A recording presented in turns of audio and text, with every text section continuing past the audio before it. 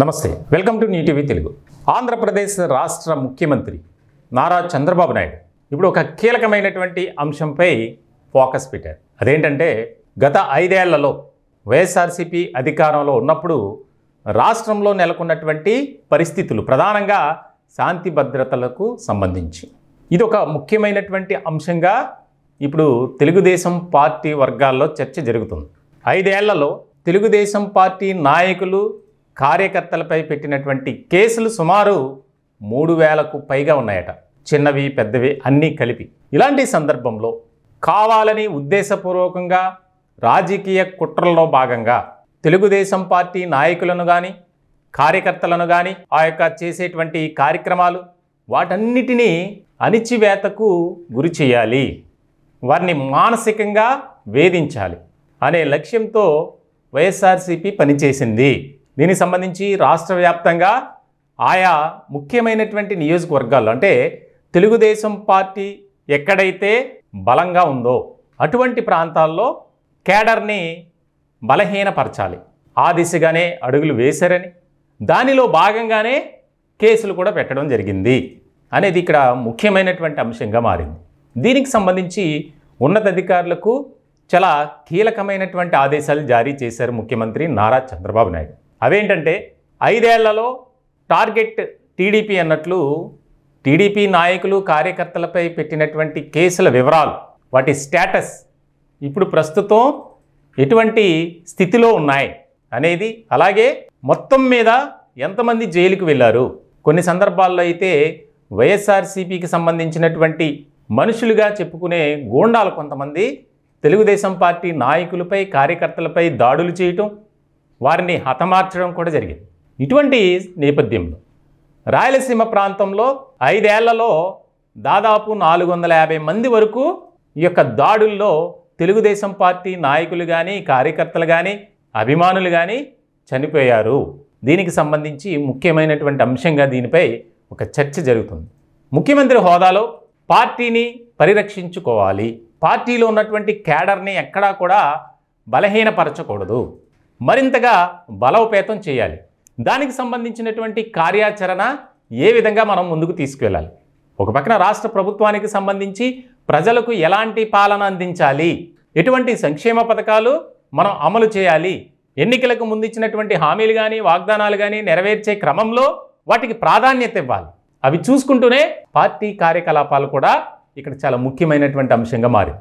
తాజాగా తెలుగుదేశం పార్టీ రాష్ట్ర అధ్యక్షులుగా పల్లా శ్రీనివాసరావు బాధ్యతలు స్వీకరించారు. ఆయనకు కూడా చాలా క్లియర్ కట్ ఇండికేషన్స్ ఇచ్చారు. పూర్తి స్థాయిలో ఆయనకు ఒక స్వేచ్ఛ అనేది ఇచ్చారు. ఎక్కడా కూడా రాష్ట్ర వ్యాప్తంగా పర్యటించడం, అలాగే క్యాడర్ని మరింతగా బలోపేతం చేయటం, ఎక్కడైతే వైఎస్ఆర్సీపీకి చెందినటువంటి నాయకులు తెలుగుదేశం పార్టీ నాయకులపై దాడులు చేశారో ఆ ప్రాంతంలో మన పార్టీకి సంబంధించినటువంటి క్యాడర్ని బలోపేతం చేయాలి, దానికి సంబంధించినటువంటి రూట్ మ్యాప్ సిద్ధం చేసుకొని మీరు రంగంలోకి దిగాలి అని చెప్పి ఆయన బాధ్యతలు స్వీకరించిన తర్వాత వెంటనే చెప్పినటువంటి మాటట. సో ఇలాంటి సందర్భంలో ఇది ఒక ముఖ్యమైనటువంటి పరిణామంగా మారింది. గత 5 ఏళ్లలో మనం చూసాం, ఎక్కడో చోట ఏదో ఒక దాడి జరుగుతూనే ఉండేది.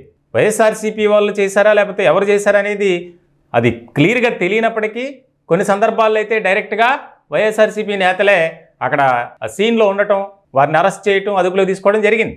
కానీ కొంతమంది వైఎస్ఆర్సీపీ శ్రేయోభిలాషులుగా చెప్పుకునేటువంటి వారు కూడా తెలుగుదేశం పార్టీ నాయకులు కార్యకర్తలపై దాడులు చేశారు.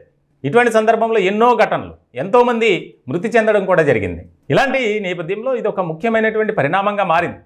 ఒక పక్కన ఎన్నో సవాళ్ళు, టార్గెట్స్, రాష్ట్ర ప్రజలకు ఏ రకమైనటువంటి పరిపాలన అందించాలి, రాష్ట్ర ఆర్థిక పరిస్థితి ఏ రకమైనటువంటి పతన స్థాయికి వెళ్ళింది, వీటన్నిటినీ బేరీజ్ వేసుకొని వస్తున్నటువంటి అవరోధాలు కానీ ఎదురవుతున్నటువంటి ప్రతికూల పరిస్థితులను అధిగమించి రాష్ట్ర ప్రజలకు ప్రజాపాలన అందించాలి. మేనిఫెస్టోలో ఏవైతే అంశాలు మనం పేర్కొన్నామో, పొందుపరిచామో, ప్రజలకు ఇచ్చినటువంటి హామీలు ఉన్నాయో వాటన్నిటినీ నెరవేర్చుకుంటూ రావాలి. అట్ ద సేమ్ టైం పార్టీలో కేడర్ని ఎక్కడా కూడా బలహీనంగా ఉండకూడదు. దానికి సంబంధించి మంత్రులుగా ప్రమాణ స్వీకారం చేసిన తర్వాత కూడా ప్రతి ఒక్కరూ ఆయా శాఖలకు సంబంధించి సమీక్షా సమావేశాలు నిర్వహించడం, ప్రజలకు చేరువవడం కూడా మనం చూస్తున్నాం.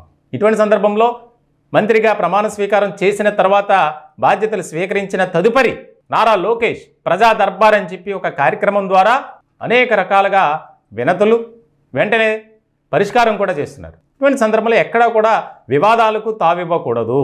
ఇటువంటి క్రమంలోనే మనం చాలా క్లియర్ కట్గా ప్రజలకు ఒక మంచి పరిపాలన అందించాలి. అవి చేస్తూనే సొంత పార్టీని మరింతగా బలోపేతం చేయాలి. రానున్నటువంటి రోజుల్లో రాష్ట్ర వ్యాప్తంగా తెలుగుదేశం పార్టీపై ప్రజలకు ఒక నమ్మకాన్ని, విశ్వాసాన్ని మనం కలుగజేయాలి.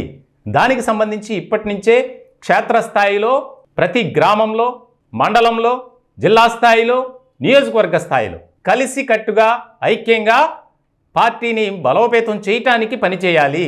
ఇది ఆయా నియోజకవర్గాల్లో ఆయా ప్రాంతాల్లో ఉన్నటువంటి కేడర్కి ఇవ్వాల్సినటువంటి పిలుపు అనేది కూడా ముఖ్యమైనటువంటి నేతలకు ఆదేశాలు జారీ చేసినటువంటి సందర్భంలో ఇలాంటి క్రమంలో గత 5 ఏళ్లలో నెలకొన్నటువంటి పరిస్థితులకు సంబంధించి ప్రధానంగా తెలుగుదేశం పార్టీ నాయకులపై పెట్టినటువంటి కేసులు కానీ, వారిని హింసించినటువంటి విధానం కానీ, ఇంకా ఏవైతే కేసులు పెండింగ్లో ఉన్నాయో వాటి పరిస్థితి ఏంటి, అవన్నీ కూడా వివరాలు కావాలి.